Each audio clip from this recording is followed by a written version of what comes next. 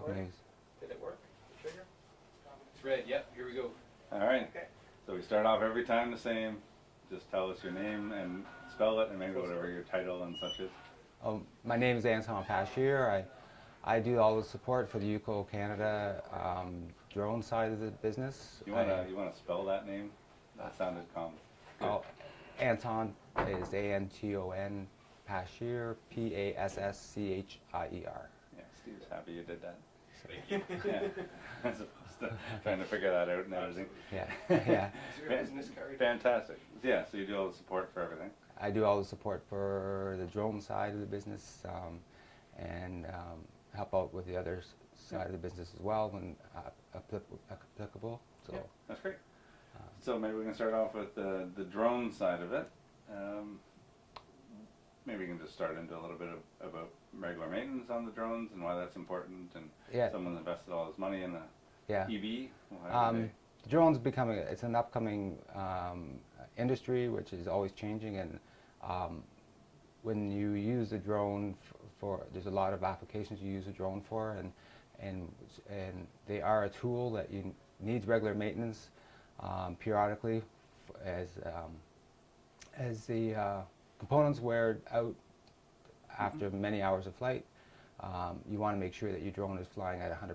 So for safety reasons and for application-wise, and using it as a tool, so you want your best results all the time. Okay. So what are the parts that would be most common to need regular maintenance on? Is it the cameras, the wings, the...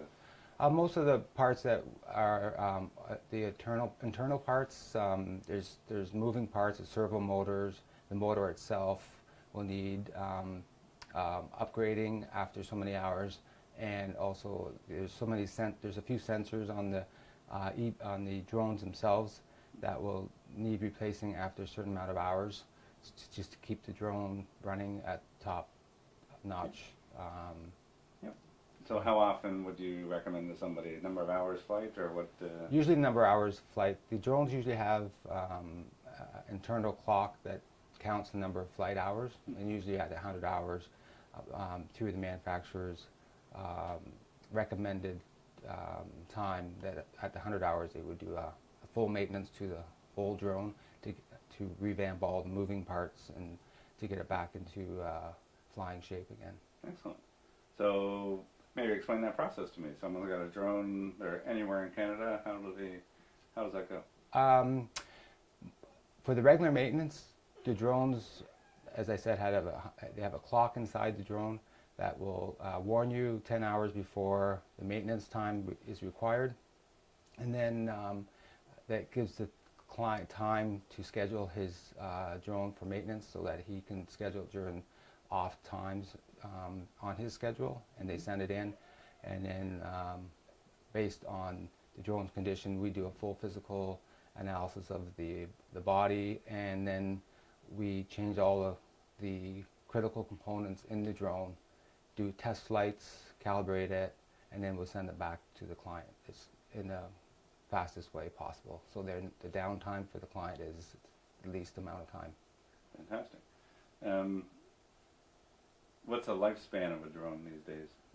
You said maintenance every 100 hours, but what? Yeah, lifespan of the drone, depending on its use, there's drones that get used in harsher conditions, and maybe the lifespan may be reduced somewhat, but the bodies can be replaced. The SenseFly has a foam body that's fairly durable, so a lot of those body components can be replaced. So the drone life, it's mostly due to technology. Every 3 to 5 years, you'll have new drones coming out all the time with new technologies and new camera payloads, which will enhance your applications. And depending on your industry, most times you'll see about a 3 to 5 year lifespan on a particular drone. Nice. Okay, so I guess, is there anything else we need to know about drone maintenance? Yeah, drone maintenance, we do field support as well, so that if we have a client that's working at a site and has an issue, they call in support, and we will try to work them through it on the phone before they send it in. This saves a lot of time shipping and sending it back here, so we will do as much as we can to get them up and running at site as much as possible before they send it in. So therefore, if we can fix it on site, it saves downtime. Yeah. So what else do you do in terms of field support? How does that help or work with a client? Sometimes with this software and Emotion 3, they may have some glitches or upgrading their EB when there's new releases from the manufacturer to make sure that they are aware of that, of all the releases. Sometimes there's some technical issues if your operating system gets updated. Sometimes that can cause a few little issues with compatibility of software, so there's always fixes for that right away. And if that does occur, then they can call in and we can try to fix it on the phone and do tech support that way, just to make sure that we rule out anything that may occur out in the field that we can fix. We do that before they can send a drone in. So. Nice. So what tips do you give people who are operating drones on a regular basis to keep it in good maintenance? Very particular on their safety, flying. Make sure they follow all the procedures with Transport Canada and all the safety procedures, just to make sure they inspect the drones before they fly them. That way, you know that you're going to eliminate as much as possible, because they are basically an airplane in the air, so you want to make sure that they're flying at 100% before you launch the drones. Fantastic. Anything else you want to add?